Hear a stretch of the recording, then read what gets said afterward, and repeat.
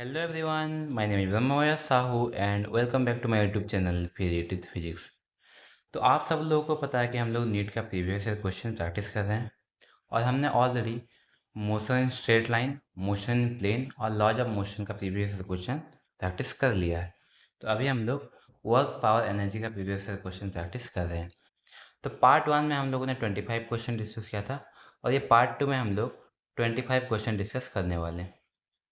Okay, तो 2003 से लेके 2012 तक का क्वेश्चन हम लोग डिस्कस करने वाले हैं। तो चलिए शुरू करते हैं। पहला क्वेश्चन दिया गया है, when a long spring is stretched by 2 centimeter, its potential energy is U. If the spring is stretched by 10 centimeter, the potential energy stored in it will be। एक स्प्रिंग दिया हुआ है ऐसे। आपको पता है कि स्प्रिंग में जो पोटेंशियल एनर्जी स्टोर होता है वो क्या होता है, U N equal to half के एक्स स्क्वायर। के क्या होता है, स्प्रिंग कांस्टेंट, स्प्रिंग कांस्टेंट, और एक्स एक्सटेंशन, कितना एक्सटेंड हुआ, कितना कंप्रेस हुआ। ओके, तो इसका मतलब अगर के सेम है, सेम स्प्रिंग है, तो U directly proportional to x square हो जाएगा। तो U one by U two equal to x one by x two whole square. तो पहले यू था, बाई यू टू लिख देते हैं, इक्वल टू 2/10 स्क्वायर। तो कितना आएगा 1/5। तो U2 आपका आ जाएगा 25U। तो आंसर आपका हो जाएगा डी। तो हम उसको 10 सेंटीमीटर अगर एक्सटेंड करते हैं तो इसमें 25U एनर्जी स्टोर्ड होगा। ओके, नेक्स्ट क्वेश्चन आपका दिया गया है कि mass of 0.5 kg moving with speed of 1.5 metre per second on a horizontal smooth surface collides with a nearly weightless spring. मतलब स्प्रिंग का जो मास है वो अप्रोक्सीमेटली 0 है। Okay, force constant k equal to 50 newton per metre, the maximum compression of the spring. देखिए, compression कब तक होगा, कंप्रेशन होगा जब तक जो टोटल काइनेटिक एनर्जी है, टोटल काइनेटिक एनर्जी है वो कन्वर्ट ना हो जाए किस एनर्जी में, पोटेंशियल एनर्जी में। पोटेंशियल एनर्जी, स्प्रिंग का जो पोटेंशियल एनर्जी में, मतलब half m v square equal to half के x square. Half half cancel, तो एक्स हमें फाइंड करना है। तो m v square by k, m v square by k root, m v square by k root. M कितना दिया हुआ है 0.5, बी स्क्वायर मतलब 1.5 स्क्वायर डिवाइडेड बाय के मतलब कितना 50 रूट। इसको आप लोग सॉल्व करें तो आपका 1000 आ जाएगा, ये 100 आ जाएगा। ओके, तो ये आपका आ जाएगा 1.5/10 मतलब 0.15 मीटर। ये कंप्रेशन कितना हो जाएगा 0.15 metre. Option A is correct. Next question, a ball of mass 2 kg and another ball of mass 4 kg are drop together from a 60 feet tall building after a fall of 20 feet each towards the earth, their respective kinetic energies will be in the ratio। देखिए, दो ball है, एक 2 kg का है और एक 4 kg का है। दोनों एक टोटल कितना हाइट है 60 फीट है, 60 फीट, दोनों का हाइट 60 फीट के ऊपर है। ओके, बोला कि जब ये लोग 30 फीट पे आएंगे, 30 फीट मतलब यहाँ 30 फीट पे आएंगे तो उनका काइनेटिक एनर्जी का रेशियो क्या होगा, मान लेते हैं यहाँ पे। तो आप लोगों को पता है काइनेटिक एनर्जी का रेशियो मतलब k1/k2 half m1v1 square by half m2v2 square. दोनों का इनिशियल वेलोसिटी 0 है और यहाँ पे क्या होगा v इक्वल टू √2gh होगा, इसका भी v इक्वल टू √2gh। तो v1 इक्वल टू क्या हो जाएगा v2 हो जाएगा, v1 इक्वल टू v2। तो k1/k2 जो हो जाएगा वो हो जाएगा, ये दोनों कैंसिल, ये दोनों कैंसिल, m1/m2, m1/m2, m1 कितना है 2/4, 1:2। तो आंसर इसका हो जाएगा C 1:2। Next question is given, a particle of mass m1 is moving with a speed v1 and the particle mass m2 is moving with speed v2, both of them have same momentum। Same momentum मतलब momentum क्या होता है, m भी होता है, दो particle दिया गया है, मोमेंटम क्या होता है, एम भी होता है। पहला पार्टिकल का मोमेंटम है m1 v1, दूसरा पार्टिकल का मोमेंटम है m2 v2। सेम मोमेंटम मतलब p1 equal to p2 equal to p मान लेते हैं। काइनेटिक एनर्जी E1 और E2 है। ओके, देखिए काइनेटिक E1 क्या होगा, half m1 v1 square, E2 क्या होगा, हाफ m2 v2 स्क्वायर। तो इसको मैं लिख सकता हूँ p1 स्क्वायर बाय 2m1, इसको मैं लिख सकता हूँ p2 स्क्वायर बाय 2m2। तो इसका रेशियो अगर फाइंड करना है E1 बाई E2 ऐसे, तो क्या आएगा, p1 square by 2m1 by p2 square by 2m2, ये तो सेम है। ओके, तो m2 bye m1, m2 bye m1, तो कौन ज़्यादा है यहाँ पे, m1 ज़्यादा है, मतलब लेस देन 1 हो जाएगा। तो E1 will be less than E2, E1 will be less than E2, तो answer A will be correct. Next question, a force F acting on an object varies with distance x. The force is in Newton and x is in meter. The work done by the force in moving the object from 0 to 6 meter. Work done क्या होता है F dot ds होता है, मतलब area under F T F x graph, F x graph और F और S graph, यहाँ पे एस एक्स है। ओके, तो इसका एरिया फाइंड करते हैं, मान लेते हैं A1 है, ये A2 है। तो A1 कितना हो जाएगा,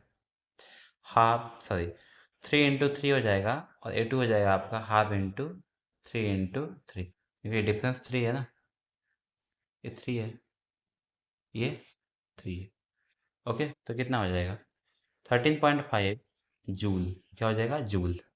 तो आंसर आपका हो जाएगा, a bomb of mass 30 kg at rest explodes into two pieces 18 kg and 12 kg. The velocity of 18 kg mass is 6 metre per second.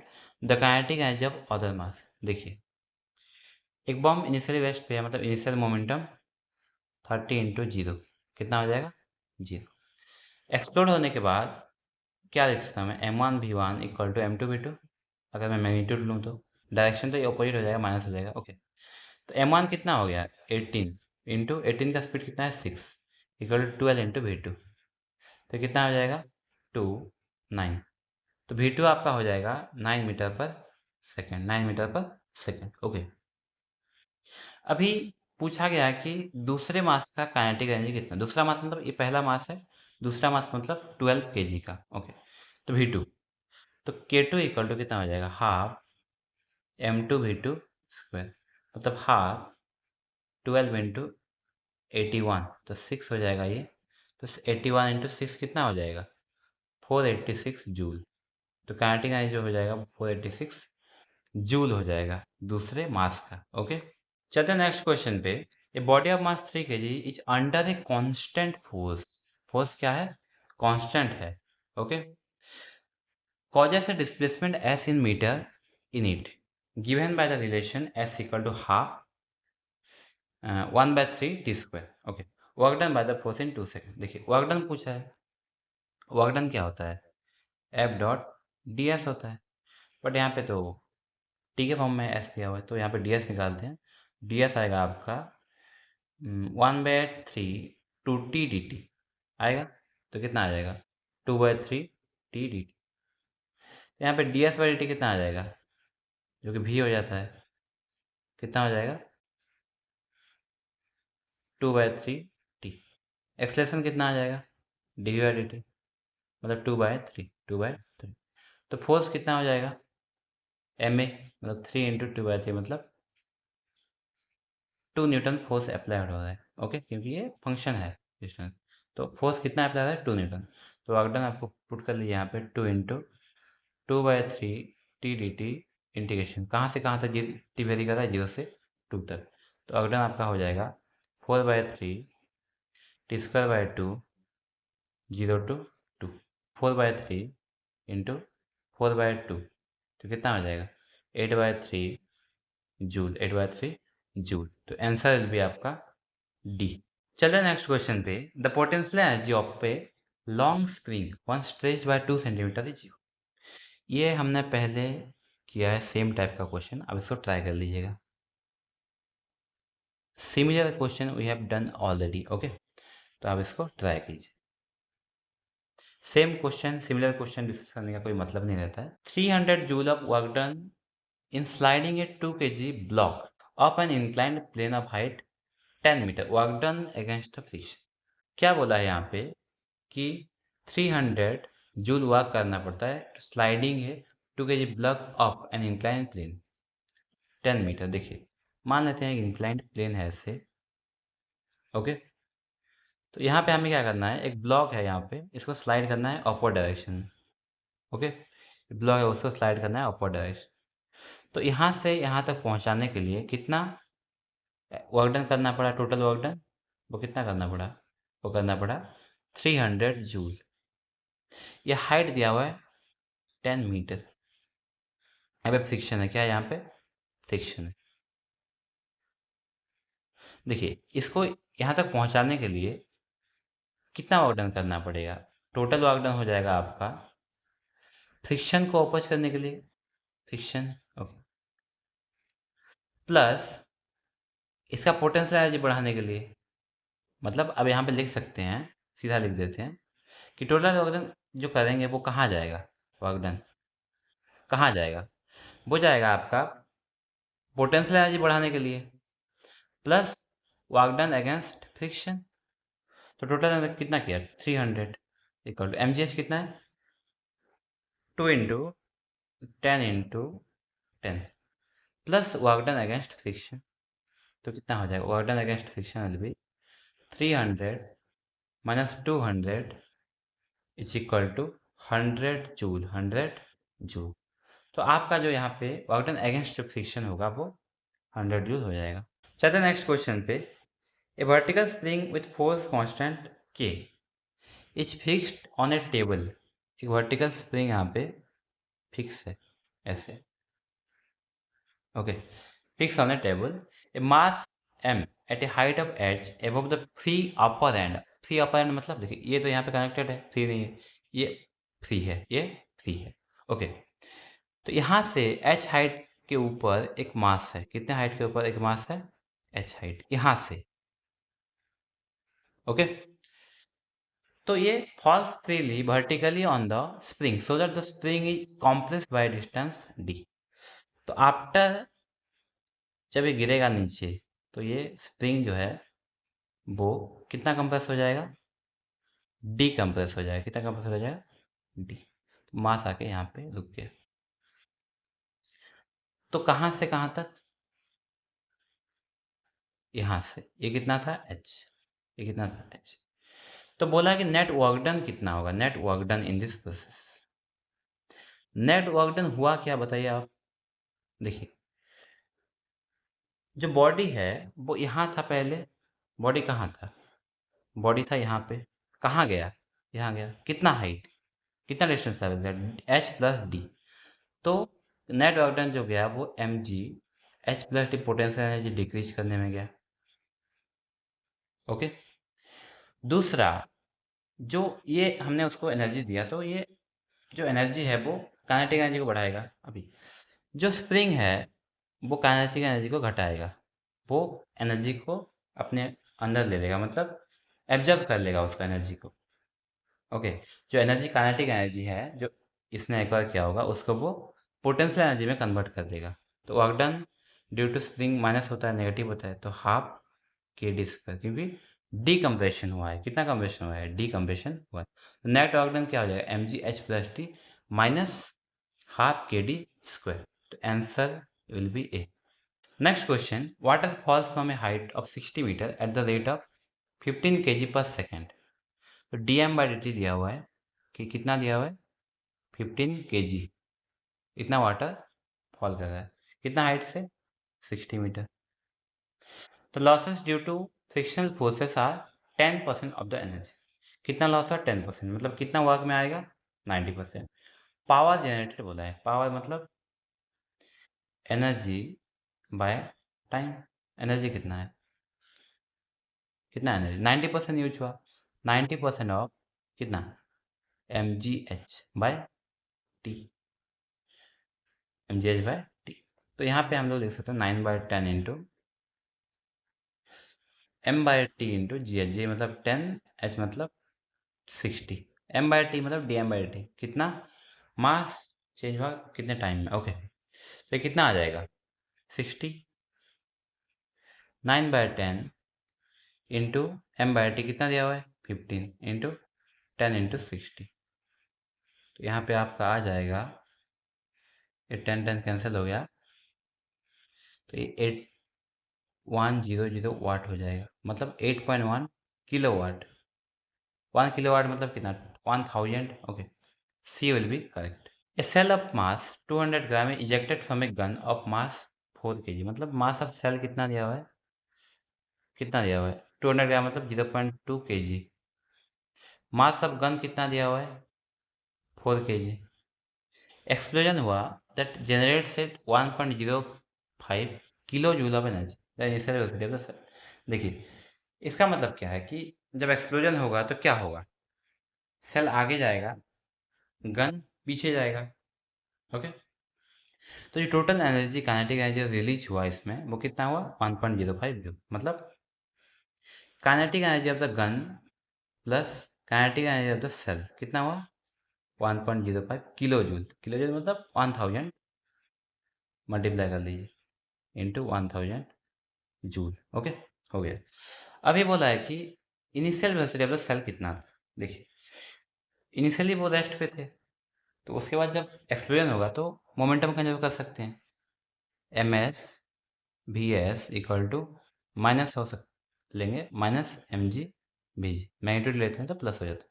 तो वेलोसिटी ऑफ द गन कितना होगा यहाँ पे m s v s by m g, सीधा इसको put कर लेते हैं। ओके, तो total kinetic energy half m s v s square plus half m g v g square, तो half m s v s square plus half m g m s square v s square by m g square, m g cancel. Okay, तो यहाँ पे आ जाएगा आपका half m s v s square 1 plus m s by m g, तो ये कितना दिया हुआ है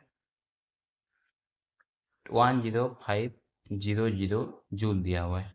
अब इसको पुट कर लीजिए, इक्वल टू कितना हो जाएगा half m s mass of shell 0.2 velocity of shell find करना है v s square 1 plus 0.2 by कितना 0.2 बाय 4, 0.2 बाय 4। ओके, तो ये आपका आ जाएगा यहाँ पे वी एस स्क्वायर आपका आ जाएगा 10500। ओके, डिवाइड बाय कितना हो जाएगा 0.1 इंटू ये आपका आ जाएगा 0. यहाँ पे देख लेते हैं। ओके, ये आपका यहाँ पे आ जाएगा 1 प्लस 0.2/4, 1 प्लस 0.2/4। तो वी एस आप इसको फाइंड आउट कीजिए, अप्रोक्सीमेटली आपका आ जाएगा 100 metre per second, 100 metre per second. Next question, an engine pumps water continuously through a hose. Water leaves the hose with a velocity of v and m is mass per unit length, मतलब dm/dt दिया हुआ है, dm/dl दिया हुआ है, m v is velocity। What is rate of at which kinetic energy imparted? Kinetic energy क्या होता है half m v square. Rate मतलब d/dt पूछा है, तो डेरिवेटिव कीजिए बोथ साइड, तो d/dt of half m v square. तो वेलोसिटी तो कांस्टेंट दिया हुआ है। ओके, तो क्या हो जाएगा हाफ बी स्क्वायर बाहर आ जाएगा dm/dt, dm/dt। क्या dm/dt को मैं लिख सकता हूँ half v square dm/dl into dl/dt।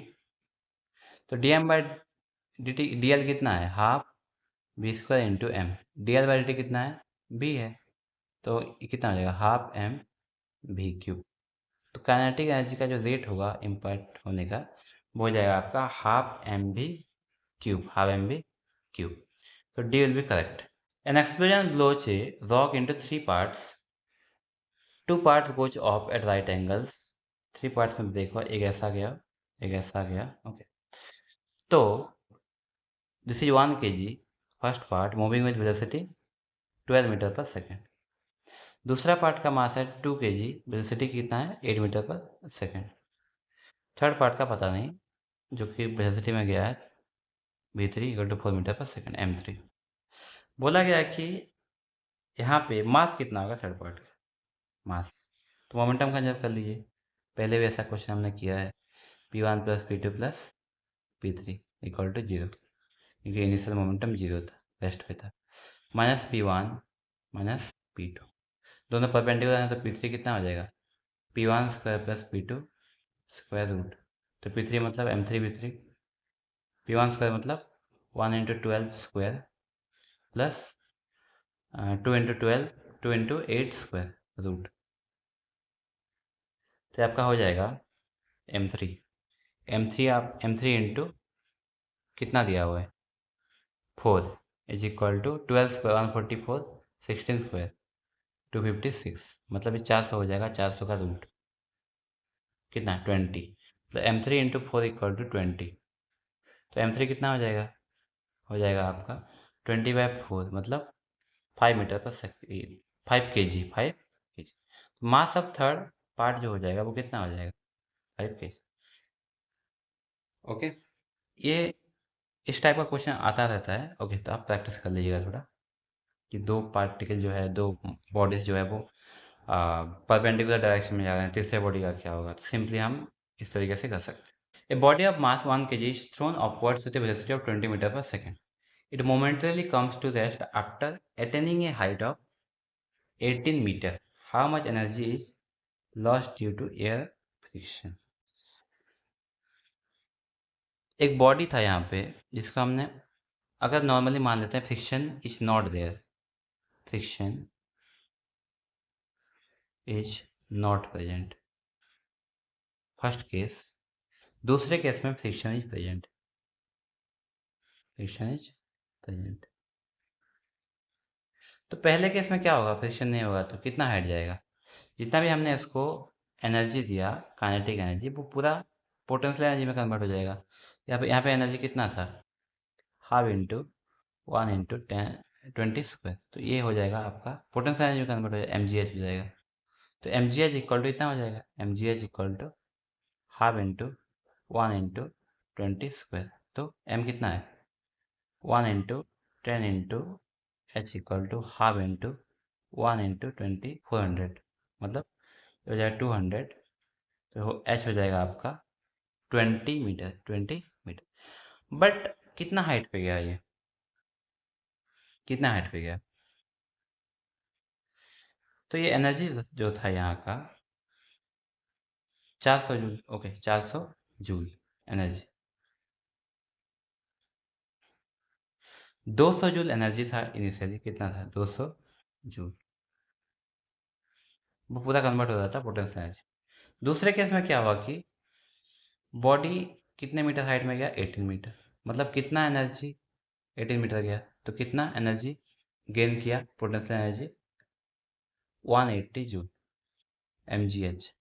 तो कितना लॉस हुआ? पहले 200 हमने उसको दिया था, पहुंचा कहाँ तक? 18 तक, 18 मीटर तक, 180 तक. तो कितना लॉस हुआ? 20 जूल, 20. पहुंचना चाहिए उसको यहाँ तक, ये पहुंचा यहाँ तक, तो बाकी कहाँ हो गया? एयर फ्रिक्शन की वजह से लॉस हो गया.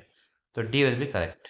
A block of mass m, it attached to the lower end of a vertical spring. The spring is hung from a ceiling and has force constant K. The mass is released from rest with the spring initially unstretched, upstretched. Unstretched है शायद ये.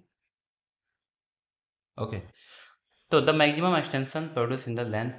देखिए, ये एक ceiling है, यहाँ पे एक ऐसे स्प्रिंग है, स्प्रिंग. ओके, तो ये ऐसे था. अभी क्या क्या हमने यहाँ पे एक मास्क को लटका दिया, तो क्या होगा?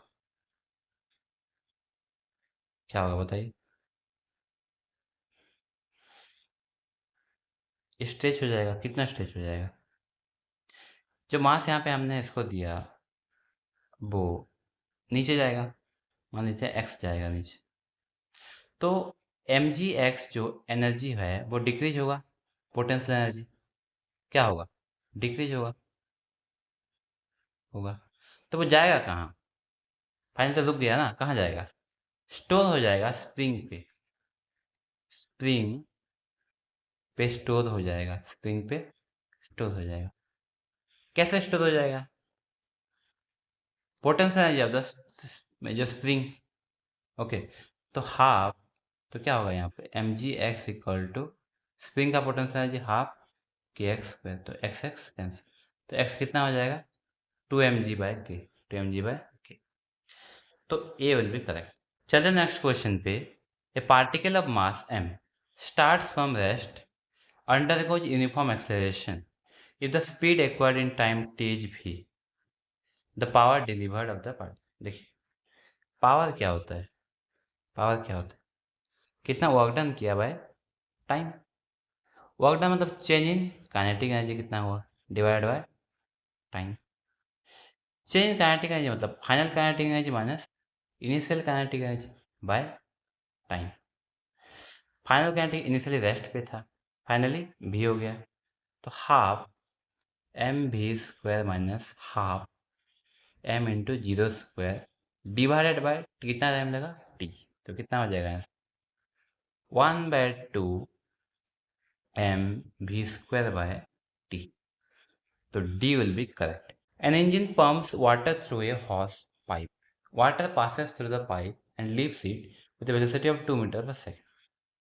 पावर पूछा, इस क्वेश्चन को आप ट्राई कीजिए, पहले भी ऐसा एक क्वेश्चन हमने इसमें डिस्कस किया था, तो आप इसको ट्राई कर सकते। ओके, हो जाएगा। पावर क्या होता है, कितना एनर्जी चेंज हुआ और कितना वर्क डन हुआ by time. Next question, question number 44, 2010 का क्वेश्चन है। Ball moving with velocity 2 metre per second collides head on with another stationary ball of double the mass. If the coefficient of restitution is 0.5, तो velocity पूछा है। देखिए एक ball था, कितना मास था उसका, कितना मास था m मान लेते हैं, तो वेलोसिटी कितना है इनिशियली u1 मान लेते हैं 2 मीटर पर सेकेंड। दूसरा बॉल था, उसका डबल मास था, डबल मतलब 2m, वेलोसिटी 0, स्टेशनरी था। कोलिजन जब होगा, ये बिफोर कोलिजन है, आफ्टर कोलिजन क्या होगा, ये मूव करेगा कुछ वेलोसिटी से v1 से m, और ये जाएगा v2 से, कितने से v2 से 2m। ओके, तो यहाँ पे कोफिशिएंट ऑफ रेस्टिट्यूशन दिया हुआ है, कोफिशिएंट ऑफ रेस्टिट्यूशन मतलब v2 minus v1 bye u1 minus u2, कितना दिया हुआ है 0.5। v2 और v1 पता नहीं है, पुट कर देते हैं। u1 कितना है 2 माइनस 0, क्योंकि सेकेंड बॉडी रेस्ट पे है, तो v2 minus v1 equal to 1, 2 into 0.5, तो v2 कितना हो जाएगा v1 प्लस 1, v1 प्लस 1। तो अब इसको डायरेक्ट v1 प्लस 1 कौन सा सेटिस्फाई करें, उसके हिसाब से आप इसको आंसर कर सकते हैं, बट हम इसको सॉल्व कर लेते हैं। देखिए मोमेंटम तो कंजर्व होगा ही, इनिशियल मोमेंटम कितना था m इंटू 2, फाइनल मोमेंटम कितना हो गया m v1 plus 2m v2, मतलब m v1 plus 2m into v1 plus 1, तो 2m equal to m v1 plus 2m v1 plus 2m, तो v1 कितना हो जाएगा 0, v1 हो जाएगा 0, अब v2 कितना हो जाएगा 0 प्लस 1, तो 1। ओके, तो यहाँ पे जो ऑप्शन ए है वो करेक्ट हो जाएगा। तो नेक्स्ट क्वेश्चन दिया गया है, ए mass m moving horizontally along the x axis with velocity v collides and sticks to a mass of 3m moving vertically upward। देखिए एक मास m है जो x एक्सिस में जा रहा था v वेलोसिटी से, एक किसके साथ कोलाइड किया, कोलिजन किसके साथ हुआ, दूसरे मास के साथ जो जा रहा था y एक्सिस में 2v वेलोसिटी से, मास इसका है 3m।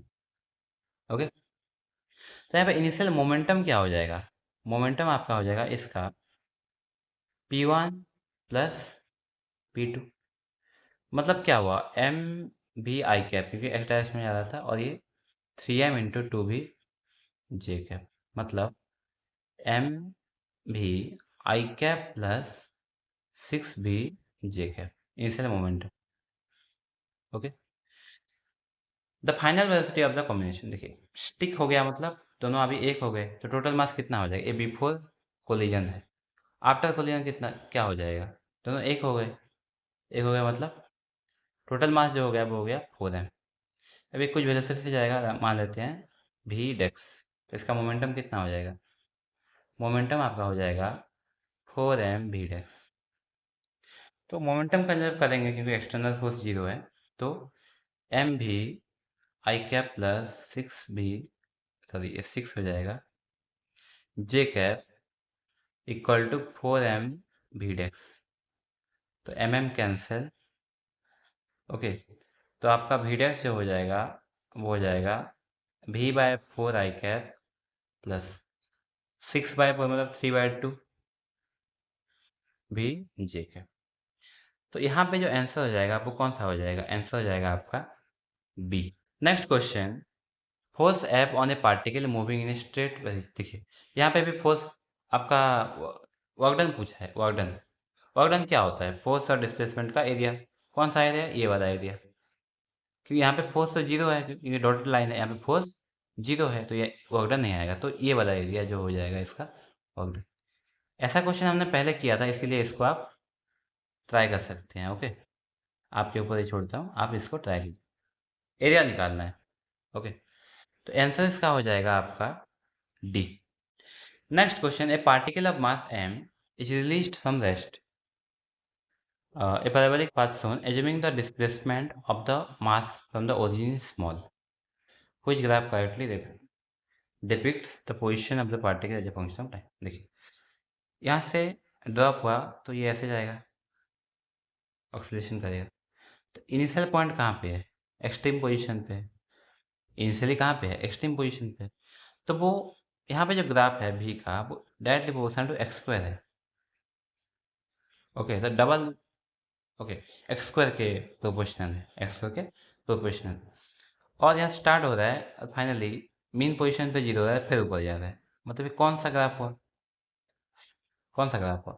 एक्सट्रीम पोजीशन पे अगर हाईएस्ट वैल्यू है t इक्वल टू 0 सेकेंड पे, तो ये हो गया आपका कॉस का ग्राफ। तो कॉस का ग्राफ कौन सा है? ये वाला। तो option A will be correct.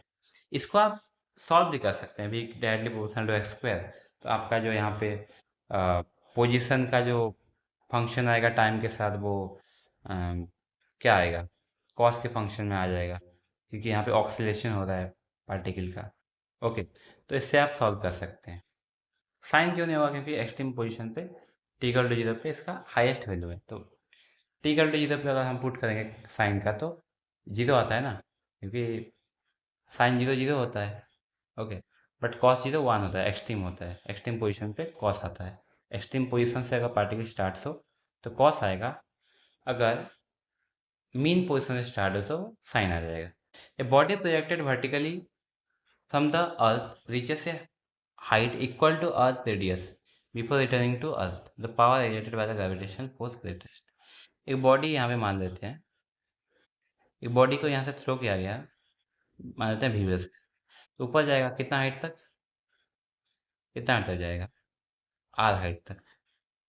तो आर हाइट तक जाएगा तो ऊपर वेलोसिटी 0 हो जाएगा ना, फिर नीचे आएगा, यहाँ पे इसको बी वेलोसिटी से उसने हिट किया। ओके, तो यहाँ पे बोला गया कि पावर जो है वो कहाँ पे ज़्यादा होगा? Eight highest point. Highest point पे तो वेलोसिटी 0 है, तो पावर का फॉर्मूला क्या होता है? F dot v, F dot v. Velocity 0 है तो पावर तो 0 हो जाएगा एक्सट्रीम पोजीशन पे, तो पावर 0, तो ये तो नहीं होगा।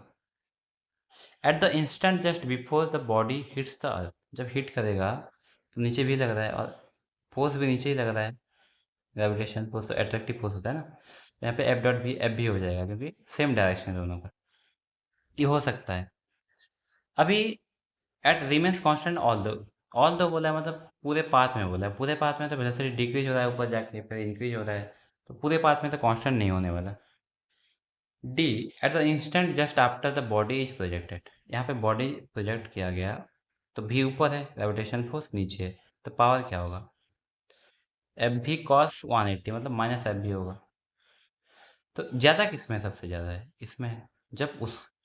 जब बॉडी हिट करेगा, just hitting the surface, in that time power is maximum, how much? F b, क्योंकि एंगल 0 डिग्री है, तो b will be correct. The potential energy of a system increases if work done is, देखिए work is done, potential energy कब increase होता है, कब नहीं? Potential energy पहले हम डिफाइन किसके लिए करते हैं? कंजर्वेटिव फोर्स के लिए। किसके लिए? कंजर्वेटिव फोर्स, कंजर्वेटिव फोर्स के लिए डिफाइंड ही किया जाता है, कंजर्वेटिव फोर्स के लिए। तो नॉन कंजर्वेटिव का तो खेल ही खत्म हो जाता है, दो ऑप्शन दिया हुआ है, अपन अनकंजर्वेटिव, नॉन कंजर्वेटिव, खत्म। By the system against A conservative force, open upon the system by conservative force. देखिए वर्क डन अगर करेंगे, पोटेंशियल एनर्जी कब इंक्रीज होगा? जब सिस्टम जो है वो वर्क करेगा, उसके ऊपर वर्क नहीं हो रहा है। जैसे मान लीजिए आप, कब आप आगे बढ़ेंगे? जब आप काम करेंगे, हाँ कि ना? आपको मैं जितना भी पढ़ाऊँ, आपको जितना बताऊँ, ये करो वो करो, ये पढ़ लो वो पढ़ लो, कुछ भी नहीं होने वाला। आपका कब इम्प्रूवमेंट होगा? जब आप खुद पढ़ेंगे।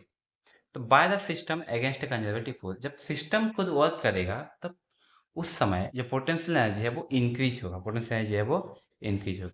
तो option B will be correct. Last question of this video, a car of mass m starts from rest and accelerates so that the instantaneous power delivered by the car is a constant magnitude p naught. Instantaneous velocity of the car proportional to, power constant बोला है, power क्या है? Constant है। क्या है? तो power क्या होता है? पावर होता है आपका, क्या होता है पावर? एफ डॉट भी होता है, एफ डॉट भी होता है। तो आप इसको लिख सकते हैं एफ डॉट भी, और एफ भी यहाँ। तो एम ए इंटू क्या होगा? भी होगा। तो M V D Y D T लिख सकता हूँ इसको, जी लिख सकता हूँ। हाँ, वेलोसिटी फाइंड करना है तो पी डी टी को इधर ले लेते हैं, तो M V D V equal to P nought D T. तो भी डी वी क्या क्या हो जाएगा यहाँ पे? P nought by M D T हो जाएगा। अब इंटीग्रेशन कर लो इसको, zero to V, zero to T, तो भी स्क्वायर बाय टू हो जाएगा ये, और ये P nought by M T हो जाएगा। तो V square equal to two P nought by M T. तो यहाँ पे हम लोग इसको फाइंड करेंगे तो भी नॉट, और भी आपका आएगा two P nought T divided by M power 1/2। तो वेलोसिटी किसके ऊपर डिपेंड किया है? ये सब तो कांस्टेंट है, पी नॉट कांस्टेंट है, मास भी कांस्टेंट है, T to the power 1/2, T to the 1/2। तो ऑप्शन जो बी दिया हुआ है यहाँ पे वो करेक्ट हो जाएगा। तो यहाँ पे हम लोगों ने 25 क्वेश्चन डिस्कस किया 2012 तक। तो नेक्स्ट वीडियो में हम लोग 20 क्वेश्चन डिस्कस करने वाले हैं, जो कि पार्ट 3 होने वाला है इस वर्क और एनर्जी का।